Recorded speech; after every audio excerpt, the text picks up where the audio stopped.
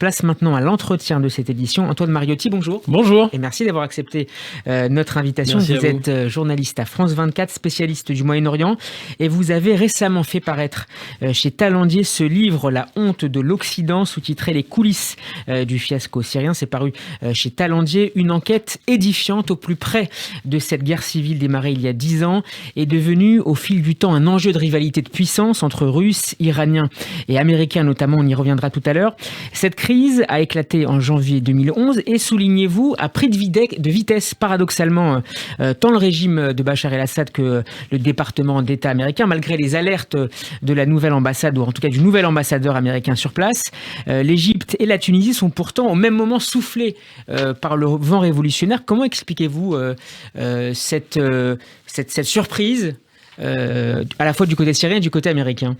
Alors, il y a plusieurs choses. Bon, déjà, c'est toujours facile d'en parler 10 ans après, évidemment. Il faut se rappeler qu'à ce moment-là, ces printemps arabes prennent tout le monde par surprise. Ça commence avec la Tunisie. Et en effet, au moment où ça commence en Syrie, début mars 2011, donc, il y a tout juste 10 ans, eh bien, Moubarak vient de tomber en Égypte, Ben Ali vient de tomber en Tunisie. Mais ce sont deux crises que les Occidentaux ont eu du mal à voir venir, tout le monde d'ailleurs. Et du coup, ils essayent un peu de se rattraper après. Ça joue d'ailleurs sur leur politique. Sur le printemps arabe syrien, dont on parle de révolution à l'époque, qui malheureusement se transforme en guerre civile, et puis c'est un conflit désormais interminable et d'une tragédie absolue, on le soulignera jamais assez. Mais oui, on a du mal à le voir parce qu'on est très focalisé déjà sur l'Égypte. Le régime lui-même a du mal à le voir, et c'est Robert Ford, l'ambassadeur américain, qui arrive en janvier, donc 2 mois avant le début du conflit, au moment où il rouvre réellement une ambassade avec un poste d'ambassadeur, qui prévient un peu sa hiérarchie à Washington, le département d'État, et ils ont du mal à entendre, ils sont focalisés sur ce qui se passe en Tunisie, en Égypte, ils ont du mal à voir que ça vient, et le régime lui-même dit, et c'est Robert Ford donc qui le dit, nous, vous savez, mon peuple même, c'est Bachar el-Assad qui dit ça, Robert Ford, il dit, mon peuple même, tout va bien, ça se passera bien, il n'y a pas de ça. Il met en avant la solidité de son régime comparé à l'instabilité des régimes arabes égyptiens et tunisiens. Alors à la fois, son régime, il tient beaucoup par la manière dont les services de renseignement et l'armée ont été complètement gangrénés, notamment par la communauté alaouite, etc., de son temps, mais du temps de son père, qui a régné pendant 30 ans avant lui, et lui est déjà au pouvoir depuis 11 ans à ce moment-là. Et puis, donc il est sûr de ça, et en même temps, il a un aveuglement par rapport à l'amour que lui porterait sa population. Alors certains, certes, lui sont fidèles, et ça on l'a sous-estimé, mais il y en a aussi beaucoup qui souffraient bien trop de cette dictature et qui étaient contre lui. Alors c'est le sort d'enfants et d'adolescents de Deraa, torturés pour avoir peint des slogans anti-Assad, qui va constituer la première véritable étincelle en Syrie, un événement annonciateur de la stratégie de brutalisation inouïe contre les civils que va déployer Bachar el-Assad puis ses alliés russes et iraniens pour sauver le régime alaouite. Quel est le bilan humain aujourd'hui de cette guerre civile ? C'est un drame absolu. C'est, je crois, la pire catastrophe humanitaire du XXIe siècle. On est à environ 400 000 morts. On n'a pas de chiffre extrêmement précis, mais on est à environ 400 000 morts. Il y a un nombre de disparus pas possible. Il y a un nombre de personnes qui ont été torturées, qui est extrêmement important, qui ont été violées aussi. Et il y a un tiers de la population qui n'habite plus dans le foyer où il habitait au début du conflit. Alors certains ont été chassés, ont dû fuir les combats au Liban, en Turquie, en Jordanie, sont les 3 pays qui ont accueilli le plus de réfugiés syriens. D'autres sont allés plus loin, en Europe notamment. Et puis certains sont restés, ce que l'on appelle les déplacés. Les réfugiés vont à l'extérieur du pays, et les déplacés, eux, ont dû quitter Homs, par exemple, pour aller dans d'autres villes, ou pour aller vers Idlib ou ailleurs. Une forme de recomposition ethnique et religieuse. Oui, plusieurs diplomates n'hésitent pas à parler d'un nettoyage ethnique organisé par le régime, parce que du coup, ils ont chassé tous ceux qui étaient contre eux, et notamment dans les communautés sunnites, qui est la communauté majoritaire en Syrie, pour essayer bien de à la fois politiquement et ethniquement de faire un nettoyage et d'avoir une population qui reste et qui restera majoritairement fidèle à ce régime qui aujourd'hui a pris le dessus grâce à ses alliés russes et iraniens notamment. Alors justement, dans quelle mesure l'intervention militaire et financière de plusieurs États, qu'il s'agisse de la Russie, de l'Iran, mais aussi de l'Arabie Saoudite, du Qatar ou de la Turquie, a contribué à éloigner les positions du régime et de l'opposition, des oppositions ? Oui, des oppositions. Vous avez cette opposition pacifique qui s'est soulevée avec beaucoup de courage au début, qui a fait des manifestations pacifiques, et puis il y en a une autre qui est un peu la même, qui s'est armée petit à petit, parce qu'à force de se retirer dessus, forcément on prend les armes. Mais vous avez aussi une opposition islamiste, et puis vous avez des groupes qui ont été financés, certains par l'Arabie Saoudite, d'autres par la Turquie, par le Qatar, le Koweït, les Américains, les Français. Et vous voyez, tout ça fait qu'il n'y a pas eu d'opposition réellement unie qui aurait pu avoir 2-3 personnes qui incarnent une relève potentielle et donc auquel la population aurait pu se raccrocher et où tout le monde aurait été derrière et où ils auraient pu faire tomber Bachar el-Assad. Ça n'a pas été le cas. Ça fait partie à la fois de la force de cette opposition, de ne pas avoir une réelle tête, parce que du coup, on ne pouvait pas lui couper la tête, justement. Donc, elle pouvait continuer à évoluer, notamment au début, au moment des manifestations. Et en même temps, c'est sa faiblesse, parce que pour aller plus loin, il faut forcément avoir aussi des représentants, des gens représentatifs. Et oui, c'est un peu la particularité de ces printemps arabes. Oui, et en même temps, en Libye, c'était moins le cas. Vous voyez, ils ont réussi aussi à renverser le régime, ils ont réussi à s'unir, y compris autour de certains anciens kadhafistes, ce que les Syriens n'ont pas réussi à faire.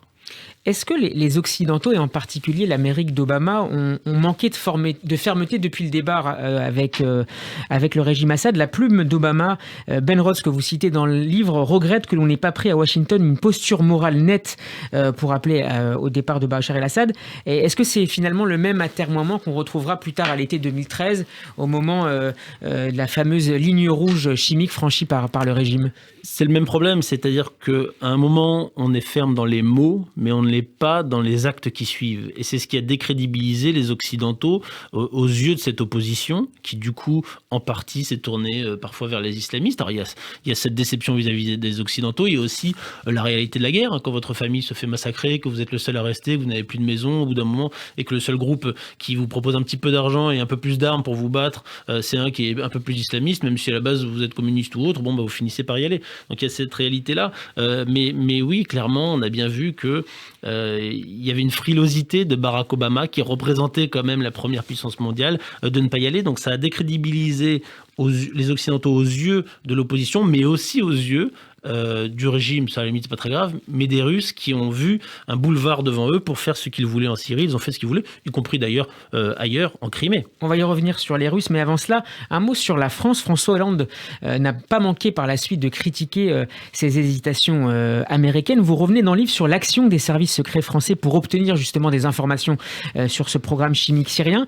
Comment a opéré la DGSE à Damas, alors même que l'ambassade de France à Damas était fermée? Alors, quand vous avez une ambassade, forcément, vous avez les services de renseignement qui sont présents. Certains sont là ouvertement, et les autorités locales, donc syriennes en l'occurrence. C'est d'ailleurs l'idée d'Hillary Clinton lorsqu'elle réouvre elle dit on a besoin d'avoir des yeux sur place et des gens pour sentir le pouls, et à la fois des diplomates et à la fois des services de renseignement qui ne voient pas forcément, ne rencontrent pas les mêmes personnes, qui ne font pas remonter les mêmes informations, et c'est complémentaire. Et puis surtout, vous avez dans l'ambassade tous des systèmes d'écoute utilisés par la DGSE et la DGSI, qui étaient assez importantes aussi là-bas, et qui leur permettent d'avoir plus d'informations. À partir du moment où on a fermé complètement l'ambassade, on s'est coupé de cela. Alors après, il y a un débat au sein des officiels français. Certains disent que c'était une bêtise sans nom, notamment le service de renseignement, qui regrette beaucoup de ne plus avoir eu toutes ces informations, et d'autres, notamment au sein des diplomates, qui disent de toute façon ça n'aurait rien changé. Ceux qui sont restés, les Roumains par exemple, quand on les voit, ne nous apportent pas plus d'informations que ce qu'on sait déjà par la presse ou autre. Bon, après les Roumains n'ont pas forcément les mêmes capacités d'écoute que les Américains ou les Français, mais c'est un argument qu'on peut aussi entendre. Donc ça, c'est un débat entre eux, mais forcément, plus on a d'informations, plus on peut prendre de bonnes décisions. Mais Robert Ford me disait, l'ambassadeur américain, le problème, c'est pas qu'on manque d'informations, c'est qu'on n'a pas le courage de prendre les bonnes décisions. Une dernière question, Antoine Mariotti. Le régime de Bachar el-Assad, vous le disiez, a été sauvé par les Russes, par l'intervention aérienne russe à partir de 2015, et par les Iraniens. Moscou et Téhéran, évidemment, comptent bien capitaliser sur le long terme sur cette intervention. À quoi va ressembler finalement l'avenir de la Syrie, qui intéresse évidemment, notamment, on n'en a pas parlé, mais le voisin israélien? C'est évidemment rien de très bon qui se profile sur la Syrie. Vous avez certes Bachar el-Assad avec le soutien des Russes et des Iraniens qui contrôlent une grande partie du territoire syrien, qui a reconquis la majeure partie du territoire syrien, mais dans quel état c'est économiquement, humanitairement parlant, etc. C'est évidemment dramatique. Vous avez un pays qui est divisé à tout point de vue, politiquement. Il y a des gens qui sont partis religieusement. Enfin, vous voyez, ça a créé énormément de divisions, énormément de pauvreté, énormément de rancœur, énormément de violence. Donc, il n'y a rien de très bon qui peut sortir dans les toutes prochaines années. Il faut espérer qu'on finira par trouver une solution dans pas trop longtemps, quelque chose qui apaise un petit peu tout le monde et qui permette de rapprocher tout le monde et qu'on ne se retrouve pas comme un conflit, un peu comme le conflit israélo-palestinien qui est interminable. Et c'est bien dommage de ne pas arriver à ça, mais on voit bien que la Syrie, il n'y a malheureusement rien de bon qui se profile à l'horizon. Merci beaucoup Antoine Mariotti d'avoir été mon invité. Merci. Je rappelle le titre de votre enquête importante, La honte de l'Occident, les coulisses du fiasco syrien. C'est paru chez Talandier. Bon après-midi à vous. Merci vous aussi.